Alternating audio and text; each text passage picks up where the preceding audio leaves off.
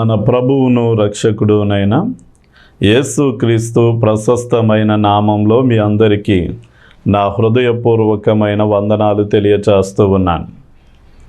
మనం కొన్ని వారాలుగా యేసయ్య రాకడ అత్యంత సమీపమైపోయింది అని, దానికి నెరవేరవలసిన సూచనలు నెరవేరిపోతున్నాయి అని మనం కొన్ని విషయాలు వింటూ ఉన్నాం. ఇంతకు ముందు చేసిన వీడియోలు మీరు చూడకపోతే వాటిని కూడా చూడగలిగితే ఎలా రాకడలో ముందు నెరవేరవలసిన సూచనలు నెరవేరిపోతున్నాయి, యేసయ్య రాకడ రేపో ఎల్లుండో వచ్చేంత సమీపమైపోయింది అని మీరు ఆ విషయాలను బట్టి గుర్తించగలుగుతారు. సరే అండి, మనం చిన్న ప్రార్థన చేసుకుని వాక్య సందేశాన్ని విందాం. తండ్రి, నీకే వందనాలు స్తుతులు చెల్లిస్తూ ఉన్నాం నాయనా. నీ బిడ్డలకు బోధించడానికి పరలోక జ్ఞానమునివ్వండి.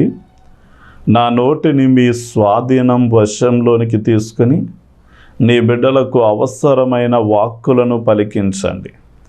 నీ బిడ్డలు వాటిని స్వీకరించగలిగిన మనస్సును, ఏకాగ్రతను, నాయన నీ మాటలు జుంటె తేనె వలె మధురముగా, మేలిమి బంగారం అంత విలువైనవిగా ఎంచి వాటిని వారు భద్రపరుచుకోవడానికి సహాయం చేయమని యేసు నామంలో అడిగి వేడుకుంటున్నాం తండ్రి, ఆమేన్. మనం మనుషులు నలుదిశలా సంచరించిన కారణము చేత జ్ఞానము అధికమవుద్ది అని యేసయ్య రాకడకు మునుపు మనం విన్నాం.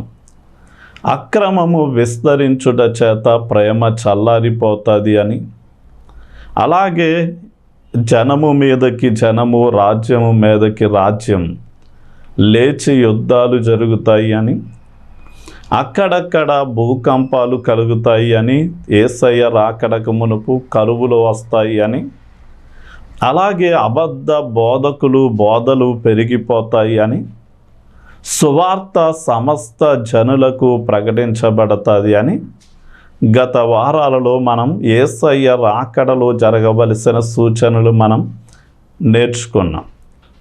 ఈ రోజున మరికొన్ని సూచనలు గనక మనం చూడగలిగితే మత్తయి సువార్త 24వ అధ్యాయం 9వ వచనాన్ని చదివితే, అప్పుడు జనులు మిమ్మును శ్రమల పాలు చేసి చంపెదరు, మీరు నా నామము నిమిత్తం సకల జనముల చేత ద్వేషింపబడుదురు, అనేకులు అభ్యంతరపడి ఒకరినొకడు అప్పగించి ఒకరినొకడు ద్వేషింతురు. అంటే యేసయ్య రాకడక మునుపు దేవుని నమ్మిన బిడ్డలకు శ్రమలు విస్తరిస్తాయి అని వాక్యం సెలవిస్తుంది. అసలు ఇలాంటి పరిస్థితులకి కారణం ఏంటి అంటే ద్వేషము అనేది మనం తెలుసుకోవాలి. ఈ రోజున సూటిగా నా మాటలు వింటున్నటువంటి క్రైస్తవ వ్యతిరేకులైనటువంటి వారిని, లేక క్రైస్తవులు అన్నా క్రీస్తు అన్నా కిట్టని వారికి నేను అడిగే ప్రశ్న ఏంటి అంటే, యేసుక్రీస్తు వారు మీకు చేసిన అన్యాయం ఏంటి? లేక యేసుక్రీస్తు వారిని విశ్వసించడం ద్వారా మీకు వచ్చిన నష్టం ఏంటి? ఏ కారణం చేత క్రీస్తును, క్రైస్తవ్యాన్ని ద్వేషిస్తున్నారు అంటే వారి దగ్గర సమాధానం ఉండదు.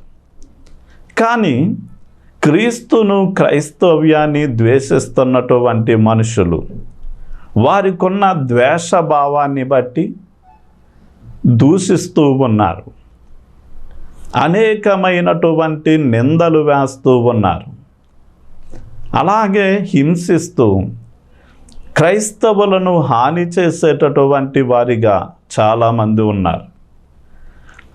జర్మనీ దేశంలో ఉన్నటువంటి అడల్ట్ హిట్లర్ అనేటటువంటి వ్యక్తి యూదులను ద్వేషిస్తూ వారిని చంపాలి అనుకున్నాడు.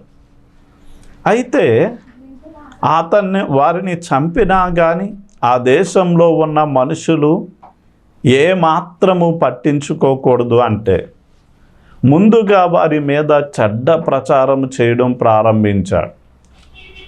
అంటే యూదులు దేశానికి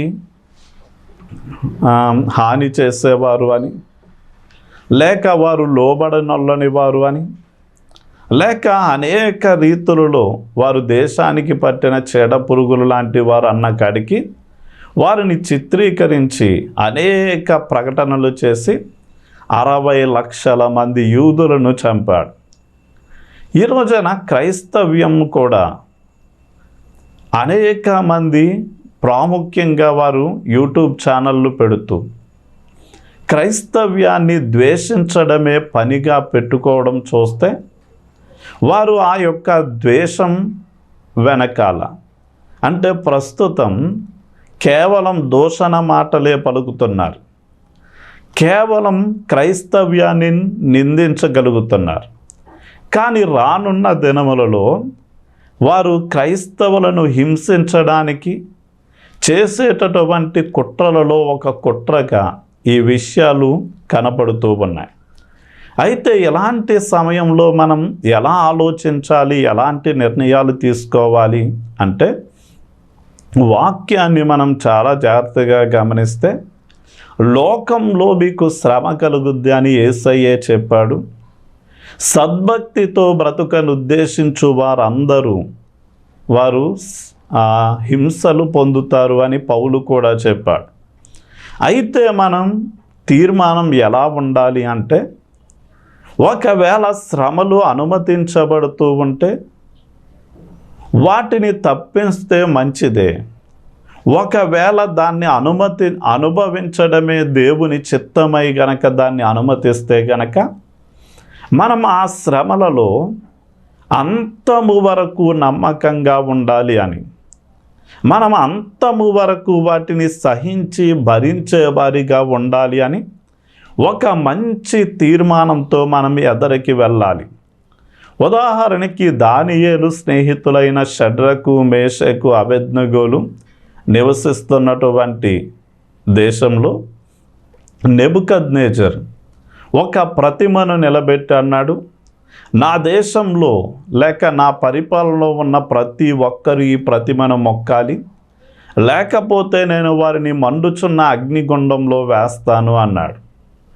అయితే షడ్రకు, మేషకు, అబేద్నెగోలు మొక్కడానికి రానప్పుడు వారిని పట్టి బంధించి తీసుకొని వచ్చి, మీకు ఎంత ధైర్యం నేను నిలబెట్టిన ప్రతిమకు మొక్కలేదు అన్నప్పుడు, నేను మీలాంటి వారిని అగ్నిలో వేసి చంపుతానని తెలియదా అని అడిగినప్పుడు, వెంటనే షడ్రకు, మేషకు, అబేద్నెగోలు అంటారు, రాజా నీకు సమాధానం చెప్పడానికి మాకు ఎలాంటి చింత లేదు, కానీ మండుచున్న ఈ అగ్నిగుండం నుండి మా దేవుడు తప్పించడానికి సమర్థుడు.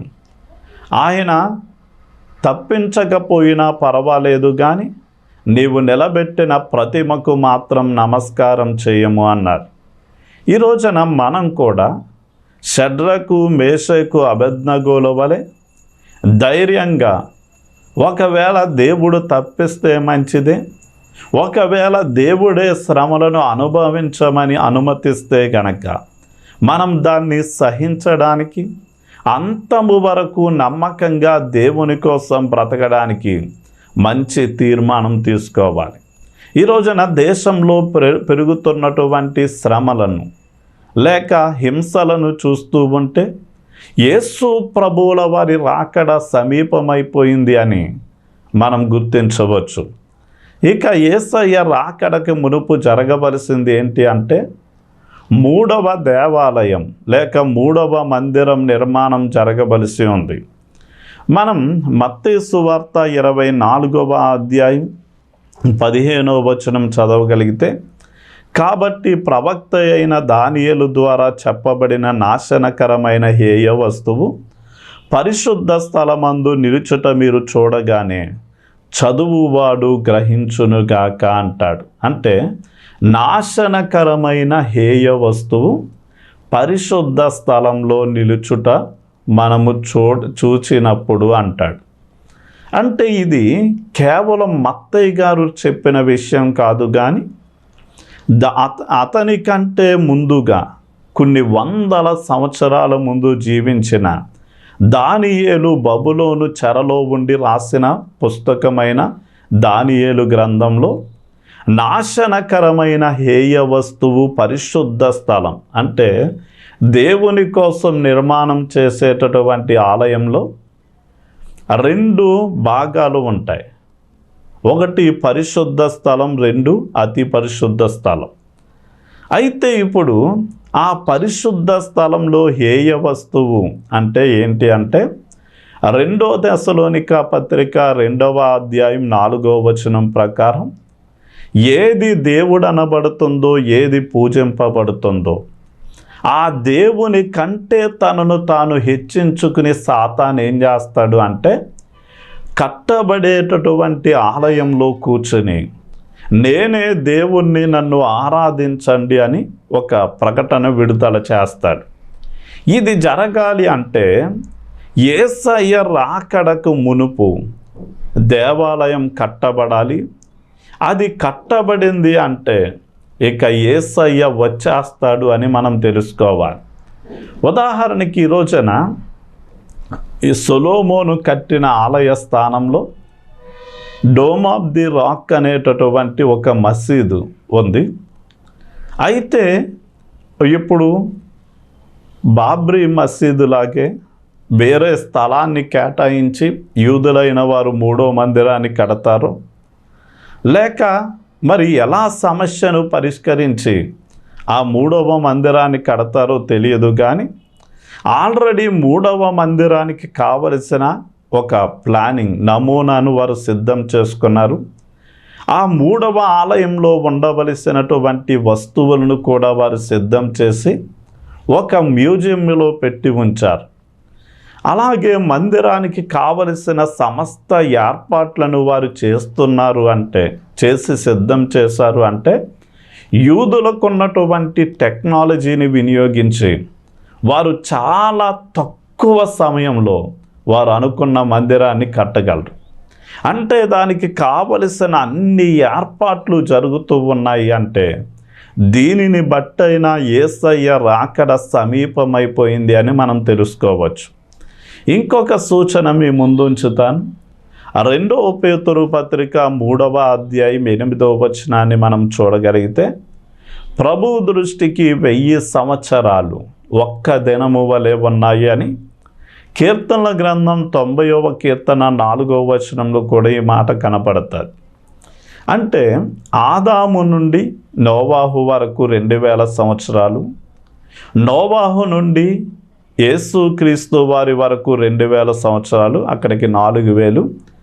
యేసుక్రీస్తు వారి నుండి ఇప్పటి వరకు 2000 సంవత్సరాలు, అక్కడికి 6000 సంవత్సరాలు. దీన్ని ప్రభు దృష్టితో చూస్తే 6 దినాలతో సమానం. అంటే తండ్రి అయిన దేవుడు ఈ సర్వ సృష్టిని 6 దినాలలో కలిగించాడు. అంటే 7వ దినం ఆయన విశ్రమించాడు.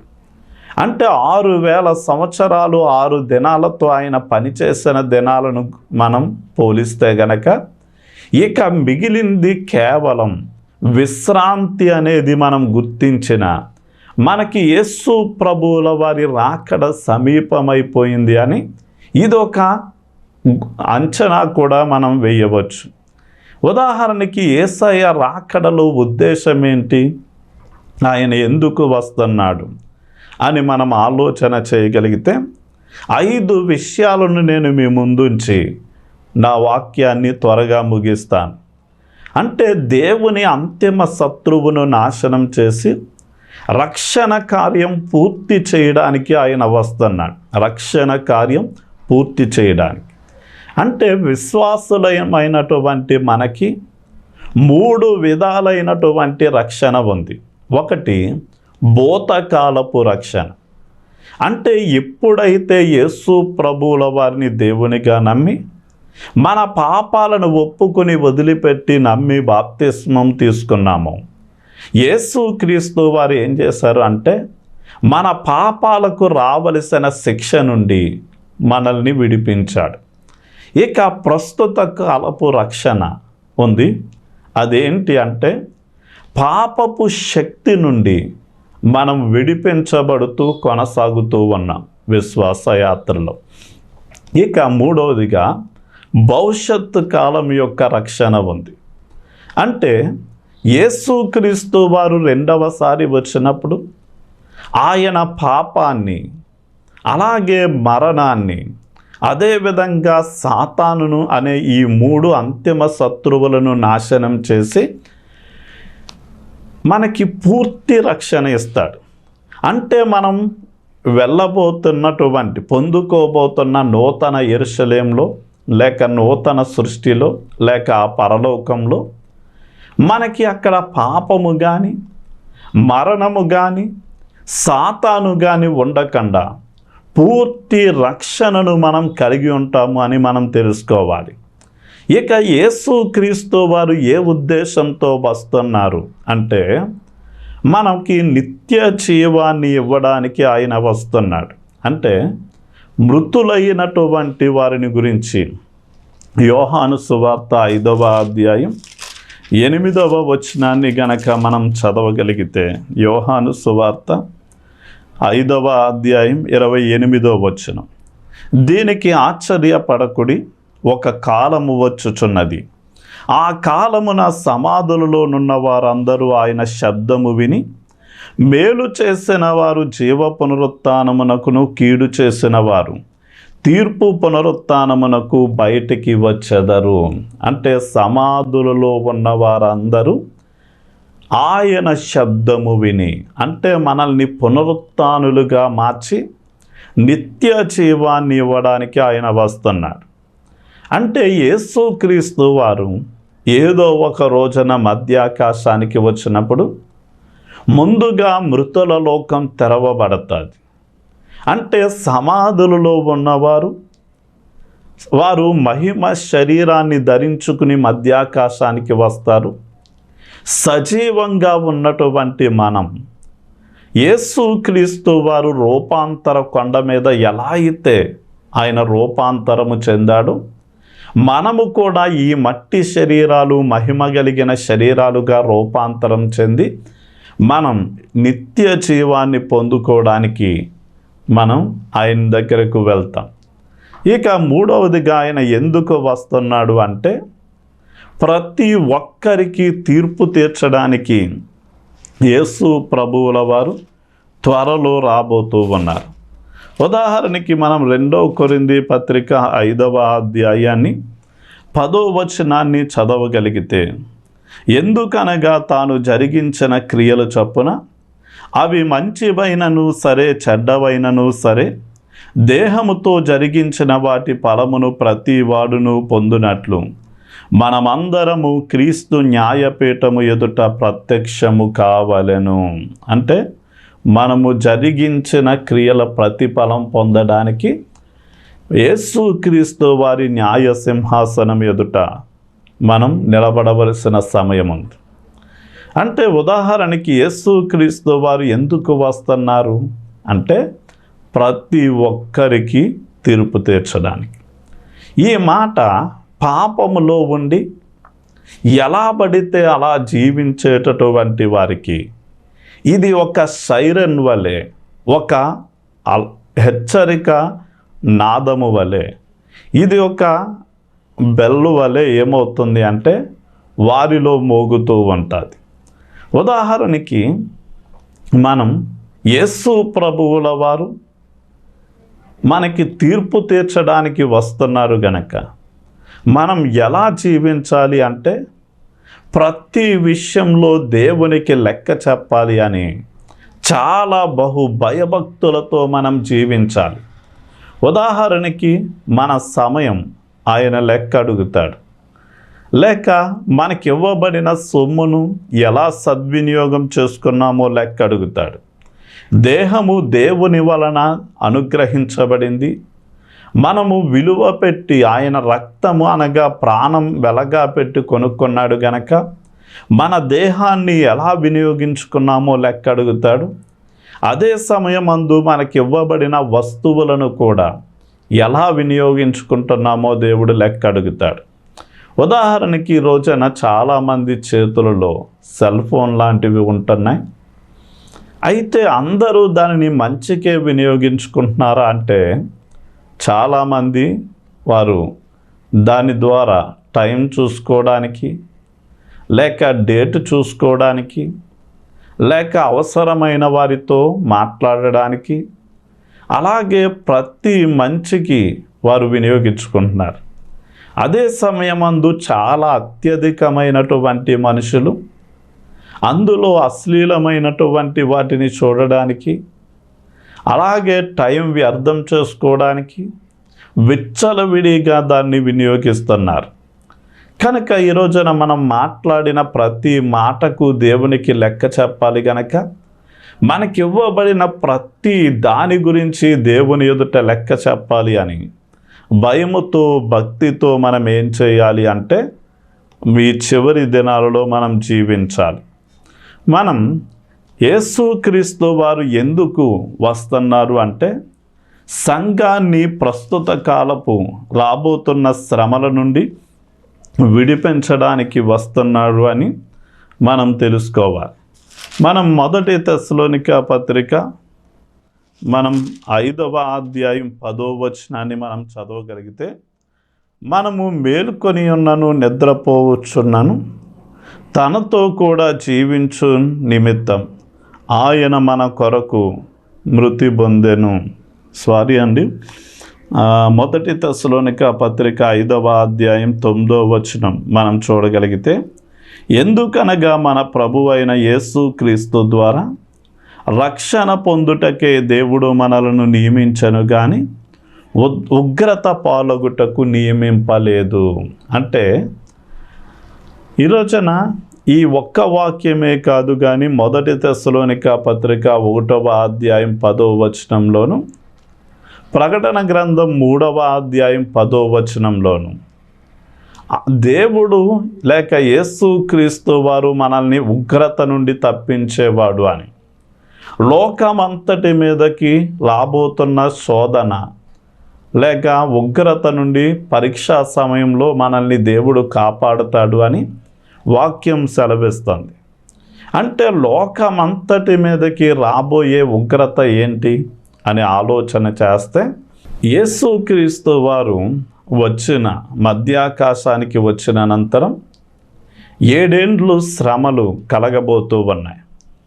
అందులో 3.5 సంవత్సరాలు సాధారణంగా ఉన్న మిగతా 3.5 సంవత్సరాలు మహాశ్రమల కాలం. అంటే ఆకాశంలోండి నక్షత్రాలు రాలేటటువంటి సమయం, సూర్యుడు చీకటిగాను చంద్రుడు రక్తముగా మారే సమయం, మనుషులు చెట్టుకొక్కరై పుట్టకొక్కరై, తల్లి జాడ పిల్లకు లేక పిల్ల జాడ తల్లికి లేక తల్లడిల్లిపోయేటటువంటి సమయం. ఆ సమయంలో మరణం కావాలి అనుకున్నా కానీ దొరకని సమయం, ఎంతో నీరు రక్తముగా మారేటటువంటి సమయం. కనుక ఎన్నో తెగుళ్ళు, యుద్ధాలు లేక ఎంతో భయంకరమైన పరిస్థితులు భూమి మీద ఉంటాయి. అలాంటి ఉగ్రతలో నుండి సంఘాన్ని రక్షించడానికి యేసు ప్రభువుల వారు రాబోతున్నారు. ఇక చివరిగా యేసు ప్రభువుల వారు మన కోసం వస్తే గనక మనం సదాకాలము ప్రభువుతో ఉండిపోతాము అని తెలుసుకోవాలి. ఇది మొదటి తెస్సలోనిక పత్రిక 4వ అధ్యాయం 17-18 వచనాల్లో మనం ఈ విషయాన్ని చూడగలుగుతాం. అయితే మనం సదాకాలము ప్రభువుతో మనం ఉండులాగిన మనల్ని తీసుకెళ్ళడానికి యేసు ప్రభువుల వారు రాబోతున్నారు. ఈ మాట మీకు ఆదరణ కలిగిస్తుందా లేక ఆందోళన కలిగిస్తుందా? ఈ మాట మీకు సంతోషాన్ని ఇస్తుందా లేక భయాందోళన కలిగిస్తుందో ఒక్కసారి మనం ఏం చేయాలి అంటే పరీక్షించుకోవాలి. అంటే ఎవరైతే యేసు ప్రభువుల వారిని అధికంగా ప్రేమించి ఆయన ఆజ్ఞల ప్రకారము జీవిస్తూ ఆయన రాకడ కోసం ఎదురు చూస్తున్నారో వారందరికీ ఇది ఒక శుభ నిరీక్షణ. కానీ ఇంకా సిద్ధపడకుండా నచ్చినట్లుగా తోచినట్లుగా ఈ విచ్చలవిడిగా జీవించేటటువంటి వారికి మాత్రం యేసయ్య రాకడ ఒక ఆందోళన భయంకరంగా ఉంటుంది. కనుక అలా ఉండడానికి వీల్లేదు. మనం ఒక్కసారి రక్షింపబడ్డామా లేదా అన్నదాన్ని మనం ఏం చేయాలి అంటే మనకి యేసయ్య రాకడ వస్తే నేను ఎత్తబడి పరలోకంలో ఉంటానా అనే నిశ్చయత, ఉంటాననే నిశ్చయత నాకుందా అన్నది పరిశీలన చేసుకోవాలి. ఒకసారి మనం ప్రార్థన చేసుకుని ముగించుకుందాం. తండ్రి, నీకే వందనాలు, స్తుతులు చెల్లిస్తున్నాం నాయన. ఈ మాటలు ఎవరైతే వింటున్నారో వారందరికీ మీరు తోడై ఉండండి. సూటిగా తేటగా మీరు మాట్లాడారు అని మిమ్మల్ని మహిమపరుస్తున్నాం. నీ బిడ్డలలో నాయన నీ రాకడను గురించిన సంభవాలు వింటూ ఉండగా ఆశ్చర్యకరంగా వారి హృదయాలను నాయన నీ వైపు ఆకర్షించండి. ఎవరైనా నాయన నీ రాకడను గురించి నిర్లక్ష్యముగా ఉంటూ నాయన బుద్ధి లేని కన్యకల వలె వ్యవహరిస్తూ ఉంటే వారికి జ్ఞానోదయాన్ని మీరు కలిగించి నీ రాకడ పట్ల భయమును భక్తిని మీరు పెంచి వారు సిద్ధపడిన వధువుల వలె ఉండడానికి నీ సంపూర్ణమైన సహాయ సహకారాలు నీ బిడ్డలకు దయచేయమని యేసు నామంలో అడిగి వేడుకుంటున్నాం తండ్రి. ఆమేన్. ఆమేన్.